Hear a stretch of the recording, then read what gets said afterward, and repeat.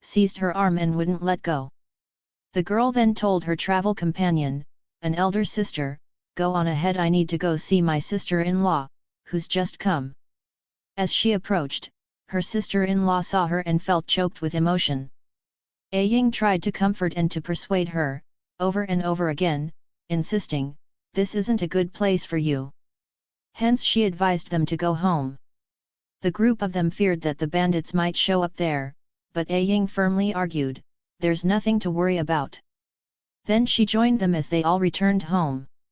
Ying picked up a pinch of dirt and placed it on the lintel of the doorway, cautioning them that if they wished to be safe, they mustn't go out, then sat and spoke with them for a while, before turning around and wanting to go home. Her sister-in-law, quickly grabbing her by the wrist, told two maidservants to hold her right and left feet, so Ying had no alternative but to stay put. However, she absolutely would not return to Ganju's part of the family house. Ju tried a number of times to get her to change her mind, and then she just agreed to go along with him. Ying's sister-in-law kept telling her that Ju wasn't happy with his new wife. Ying then got up early to help Jiang dress, and when she finished combing Jiang's hair, and applying her makeup, people noticed that she was many times more attractive, thus it was that in 3 days, she unexpectedly became a genuine beauty. Ying's sister-in-law thought this a rare thing indeed, and accordingly remarked to her, "I haven't been able to produce a son. I've been wanting to purchase a concubine for Ganyu, but haven't had the time. I don't know, could you make over one of our maidservants into a beauty?" "There isn't anyone who can't be transformed," Ying replied, "and moreover, if she's attractive to start with, it's an easy matter."